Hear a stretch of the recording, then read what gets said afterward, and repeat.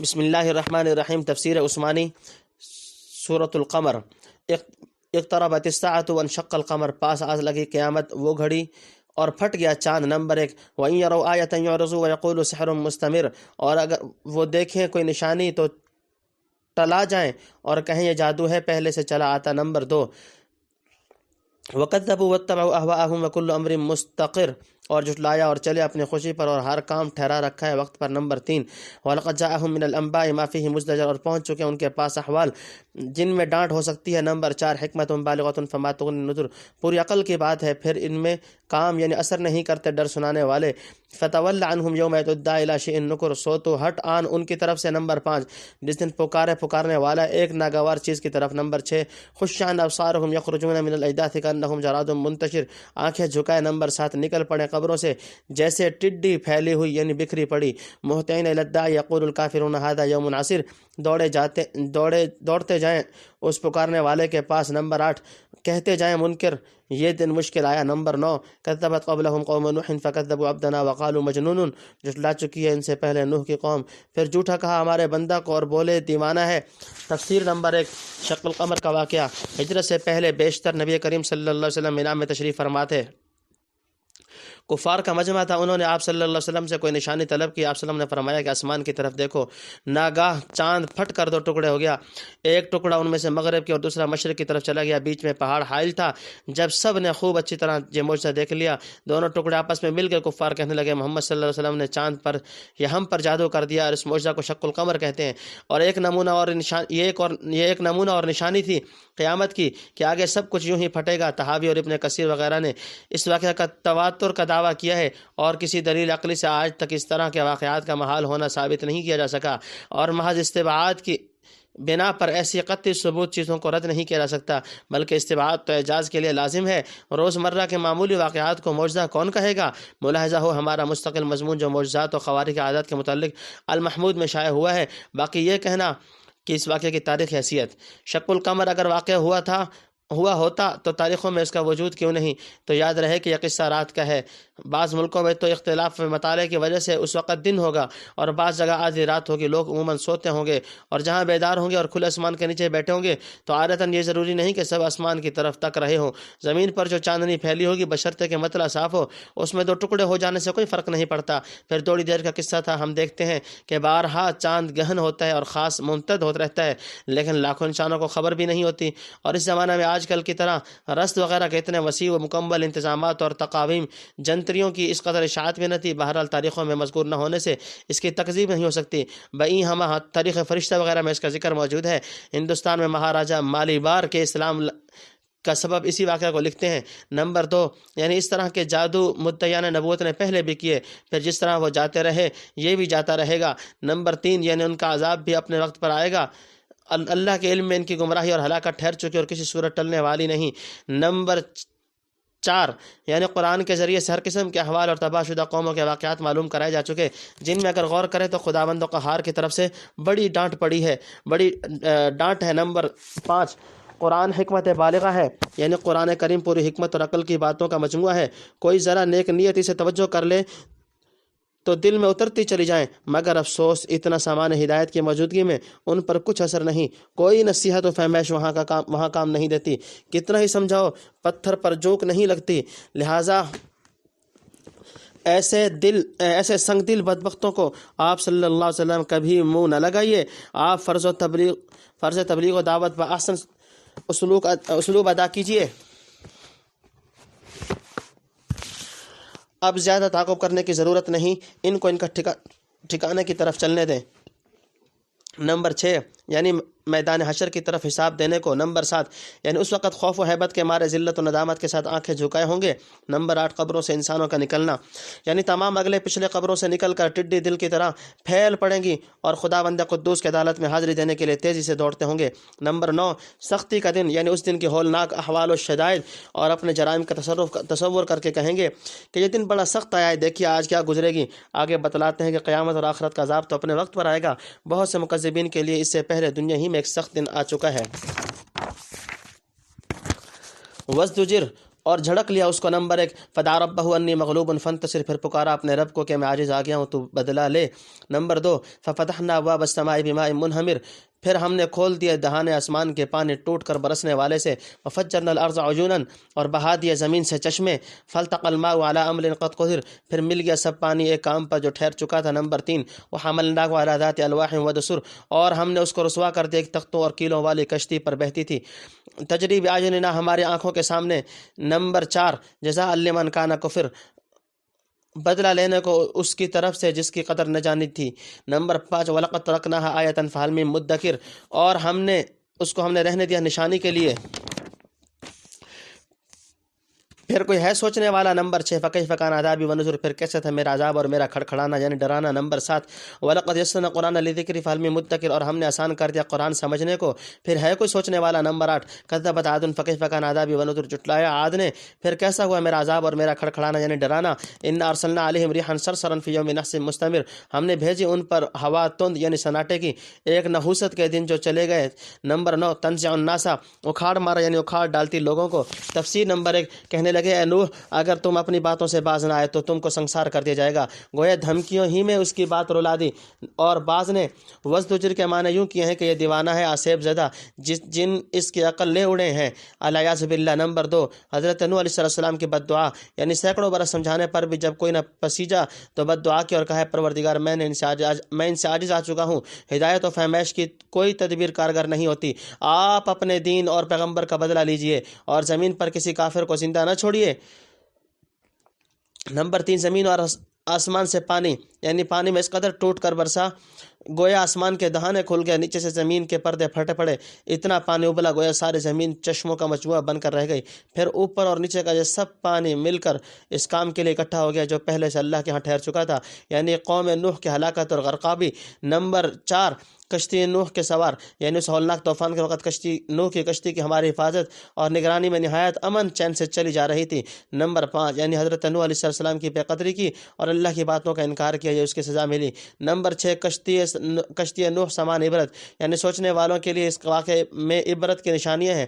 یہ مطلب ہے کہ آج کشتی کا وجود دنیا میں اس کشتی کے قصہ کو یاد دلانے والا اور اللہ تعالیٰ کی عظیم قدرت کا نشان ہے۔ اور بعض نے کہا بعینہ ہی وہی کشتی نوح کے بعد مدت تک رہی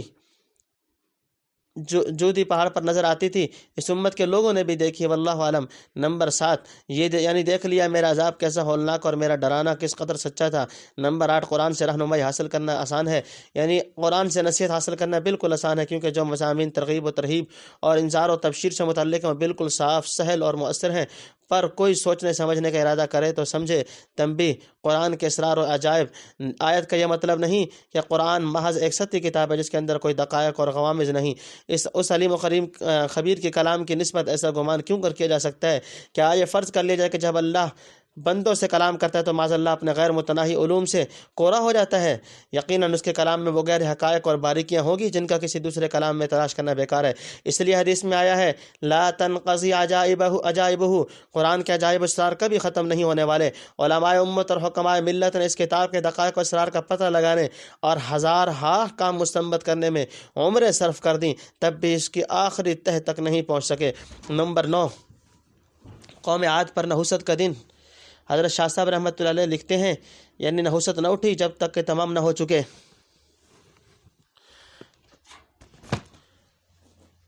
اور یہ نحوست کا دن ہی انہی کے حق میں تھا، یہ نہیں کہ ہمیشہ کو وہ دن منحوس سمجھ لے جائیں جیسا کہ جاہلوں میں مشہور ہے، اور اگر وہ دن عذاب آنے کی وجہ سے ہمیشہ کے لیے منحوس بن گیا تو مبارک دن کون سا رہے گا؟ قرآن کریم میں تصریح ہے کہ وہ عذاب 7 رات اور 8 دن برابر رہا، بتلائیے اب ہفتہ کے دنوں میں کون سا دن نحوست سے خالی رہے گا؟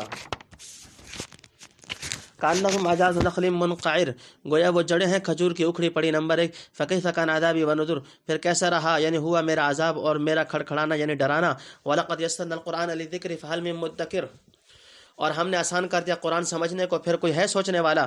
کذبت ثمود بالنذر، جٹلایا سمود نے ڈر سنانے والوں کو۔ نمبر 2 فقالوا بشرا منا واحدا نتبعه انا اذا لفی ضلال وسعر، پھر کہنے لگے کیا ایک آدمی ہم میں کا اکیلا ہم اس کے کہے پر چلیں گے تو ہم غلطی میں پڑے اور سودا میں۔ نمبر 3 القی الذکر علیہ من بیننا بل هو کذاب نشر، کیا اتری اسی پر نصیحت؟ ہم سب میں سے کوئی نہیں یہ جھوٹا ہے، بڑا ہی مارتا ہے۔ نمبر 4 سیعلمون غدا من الکذاب الاشر، اب جان لیں گے کل کو کون ہے جھوٹا بڑا ہی مارنے والا۔ نمبر 5 انا مرسل الناقۃ فتنۃ لهم فارتقبهم واصطبر، ہم بھیجتے ہیں اونٹنے ان کے جانچنے کے واسطے۔ نمبر 6 سو انتظار کر ان کا، یعنی دیکھتا رہے ان کو اور سہتا رہے۔ نمبر 7 وَنَبِّهُمْ أَنَّ الْمَاءَ قِسْمَةٌ بَيْنَهُمْ، اور سنا دے ان کو کہ پانی کا بانٹنا ہے ان میں۔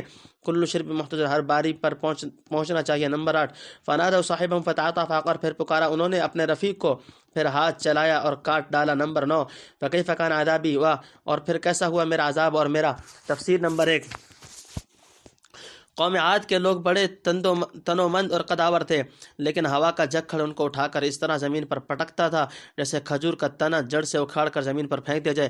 نمبر 2 قوم سمود کی تکذیب، یعنی حضرت صالح علیہ السلام کو جھٹلایا، اور ایک نبی کا جھٹلانا سب کا جھٹلانا ہے، کیونکہ اصول دین میں سب ایک دوسرے کی تصدیق کرتے ہیں۔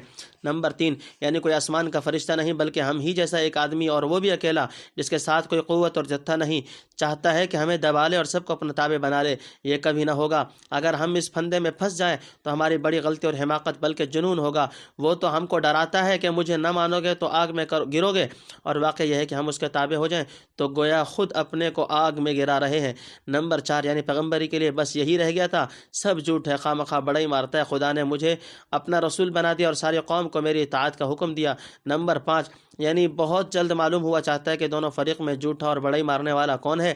نمبر 6 اونٹنی کے ذریعے قوم سمود کی آزمائش، یعنی ان کی فرمائش کے موافق ہم پتھر سے اونٹنی نکال کر بھیجتے ہیں، اس کے ذریعے سے جانچا جائے گا کہ کون اللہ اور رسول کی بات مانتا ہے اور کون نفس کی خواہش پر چلتا ہے۔ نمبر 7 یعنی دیکھتا رہے کیا نتیجہ نکلتا ہے۔ نمبر 8 حضرت شاہ صاحب رحمۃ اللہ علیہ لکھتے ہیں کہ وہ اونٹنی جس پانی پر جاتی سب جانور بھاگتے تو اللہ نے باری ٹھہرا دی، ایک دن وہ جائے اور ایک دن سب جانور۔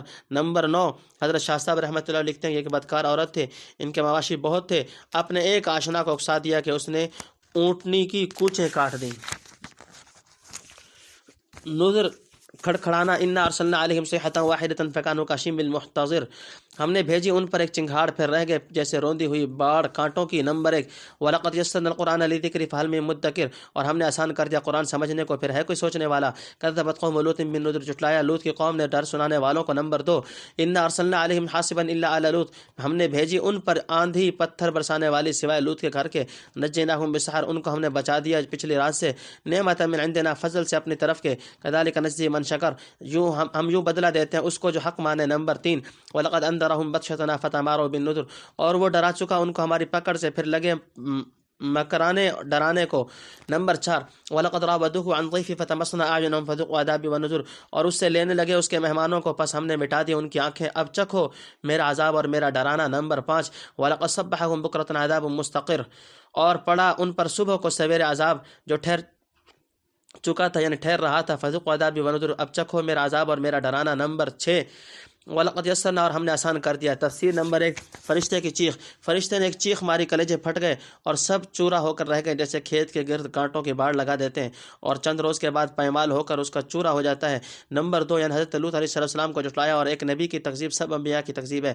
نمبر 3 یعنی وہ پچھلی رات میں اپنے گھر والوں کو لے کر صاف نکل گئے اور ان کو ہم نے عذاب کی ذرا بھی آنچ نہ لگنے دی، اور یہی ہماری عادت ہے، حق شناس اور شکر گزار بندوں کو ہم اسی طرح بدلہ دیتے ہیں۔ نمبر 4 یعنی اس کی باتوں میں واہی تباہی شبہے اور جھگڑے کھڑے کر کے جھٹلانے لگے۔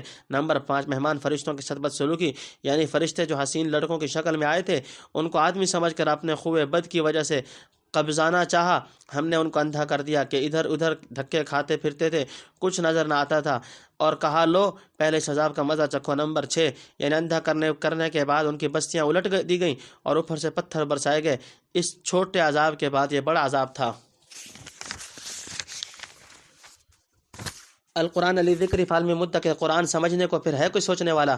وَلَقَدْ جَاءَ آلَ فِرْعَوْنَ النُّذُرُ، اور پہنچے فرعون والوں کے پاس ڈرانے والے۔ نمبر 1 كَذَّبُوا بِآيَاتِنَا كُلِّهَا فَأَخَذْنَاهُمْ أَخْذَ عَزِيزٍ مُقْتَدِرٍ، جھٹلایا انہوں نے ہماری نشانیوں کو سب کو، پھر پکڑا ہم نے ان کو پکڑنا زبردست کا قابو میں لے کر۔ نمبر 2 أَكُفَّارُكُمْ خَيْرٌ مِّنْ أُولَٰئِكُمْ أَمْ لَكُمْ بَرَاءَةٌ فِي الزُّبُرِ، اب تم میں جو منکر ہیں کیا یہ بہتر ہیں ان سب سے، یا تمہارے لیے فارغ خطی لکھ دی گئی ورقوں میں۔ ام یقولون نحن جمیع منتصر، کیا کہتے ہیں کہ ہم سب کا مجمع ہے بدلہ لینے والا۔ نمبر 3 سیہزم الجمع ویولون الدبر، اب شکست کھائے گا یہ مجمع اور بھاگیں گے پیٹھ پھیر کر۔ نمبر 4 بل الساعۃ موعدہم والساعۃ ادھیٰ وامر، بلکہ قیامت ہے ان کے وعدے کا وقت اور وہ گھڑی بڑی آفت ہے اور بہت کڑوی۔ نمبر 5 ان المجرمین فی ضلال و سعور، جو لوگ گنہگار ہیں، غلطی میں پڑے ہیں اور سودا میں، یوم یسحبون فی النار علی وجوہہم ذوقوا مس سقر، جس دن گھسیٹے جائیں گے آگ میں اور اوندھے منہ چکھو مزہ آگ کا۔ نمبر 6 انا کل شیء خلقناہ بقدر، ہم نے ہر چیز بنائی پہلے ٹھہرا کر۔ نمبر 7 وما امرنا الا واحدۃ، اور ہمارا کام تو یہی ایک دم کی بات ہے۔ تفسیر نمبر 1 حضرت موسیٰ اور حضرت ہارون علیہ السلام اور ان کے ڈرانے والے نشان۔ نمبر 2 آل فرعون کا انجام، یعنی خدا کی پکڑ بڑی زبردست کی پکڑ تھی جس کے قابو سے نکل کر کوئی بھاگ نہیں سکتا۔ دیکھ لو تمام فرعونیوں کا بیڑا کس طرح بحر قلزم میں غرق کیا کہ ایک بچ کر نہ نکل سکا۔ نمبر 3 گزشتہ اقوام کے واقعات سنا کر موجودہ لوگوں کو خطاب ہے کہ یعنی تم میں کے کافر کیا ان پہلے کافروں سے کچھ اچھے ہیں جو کفر و طغیان کی سزا میں تباہ نہیں کیے جائیں گے، یا اللہ کے ہاں سے کوئی پروانہ لکھوا دیا گیا ہے کہ تم جو چاہو شرارت کرتے رہو سزا نہیں ملے گی، یا سمجھے ہوئے ہیں کہ ہمارا مجمع تھا اور جتھا بہت بڑا ہے اور سب نے مل کر جب ایک دوسرے کی مدد پر آ جائیں گے تو سب سے بدلہ لے کر چھوڑیں گے اور کسی کو اپنے مقابلے پر کامیاب نہ ہونے دیں گے۔ نمبر 4 ان قریب ان کو اپنے مجمع کی حقیقت کھل جائے گی جب مسلمانوں کے سامنے سے شکست کھا کر اور پیٹ پھیر کر بھاگیں گے۔ چنانچہ بدر اور احزاب میں یہ پیشین گوئی پوری ہوئی۔ اس وقت نبی کریم صلی اللہ تعالیٰ علیہ وسلم کی زبان پر یہ آیت جاری تھی سیہزم الجمع ویولون الدبر۔ نمبر 5 یعنی یہ شکست کھائیں گے اور ان کی شکست کا اصلی وقت تو وہ ہوگا جب قیامت سر پر کھڑی ہوگی، وہ بہت سخت مصیبت کا وقت ہوگا۔ نمبر 6 یعنی اس وقت غفلت کے نشے میں پاگل بن رہے ہیں، یہ سودا دماغ میں سے اس وقت نکلے گا جب اوندھے منہ دوزخ کی آگ میں گھسیٹے جائیں گے اور کہا جائے گا لو اب ذرا اس کا مزہ چکھو۔ نمبر 7 یعنی ہر چیز جو پیش آنے والی ہے اللہ کے علم میں پہلے سے ٹھہر چکی ہے، دنیا کی عمر اور قیامت کا وقت بھی اس کے علم میں ٹھہرا ہوا ہے، اس سے آگے پیچھے نہیں ہو سکتا۔ کلمح البصری جیسے لپک نگاہ کی۔ نمبر 1 وَلَقَدْ أَهْلَكْنَا أَشْيَاعَكُمْ فَهَلْ مِن مُدَّكِرٍ، اور ہم برباد کر چکے ہیں تمہارے ساتھ والوں کو، پھر ہے کوئی سوچنے والا۔ نمبر 2 وَكُلُّ شَيْءٍ فَعَلُوهُ فِي الزُّبُرِ، اور جو چیز انہوں نے کی ہے لکھی گئی ورقوں میں۔ نمبر 3 وَكُلُّ صَغِيرٍ وَكَبِيرٍ مُسْتَطَرٍ، اور ہر چھوٹا اور بڑا لکھا جا چکا۔ نمبر 4 إِنَّ الْمُتَّقِينَ فِي جَنَّاتٍ وَنَهَرٍ، جو لوگ ڈرنے والے ہیں باغوں میں ہیں اور نہروں میں۔ فی مقعد صدق عند ملیک مقتدر، بیٹھے سچی بیٹھک میں نزدیک بادشاہ کے جس کا سب پر قبضہ ہے۔ نمبر 5 تفسیر نمبر 1 چشم زدن میں امر الہی کا وقوع ہونا، یعنی ہم چشم زدن میں جو چاہیں کر ڈالیں، کسی چیز کے بنانے یا بگاڑنے میں ہم کو دیر نہیں لگتی نہ کچھ مشقت ہوتی ہے۔ نمبر 2 یعنی تمہاری قماش کے بہت سے کافروں کو پہلے تباہ کر چکے ہیں، پھر تم میں کوئی اتنا سوچنے والا نہیں کہ ان کے حال سے عبرت حاصل کر سکے۔ نمبر 3 اعمال نامے، یعنی ہر ایک نیکی بدی عمل کے بعد ان کے اعمال ناموں میں لکھی گئی وقت پر ساری مسل سامنے کر دی جائے گی۔ نمبر 4 لوح محفوظ میں ہر چھوٹی بڑی چیز لکھی ہوئی ہے، یعنی اس سے قبل ہر چھوٹی بڑی چیز کی تفصیل لوح محفوظ میں لکھی جا چکی ہے، تمام دفاتر باقاعدہ مرتب ہے کہ کوئی چھوٹی بڑی چیز بھی ادھر ادھر نہیں ہو سکتی۔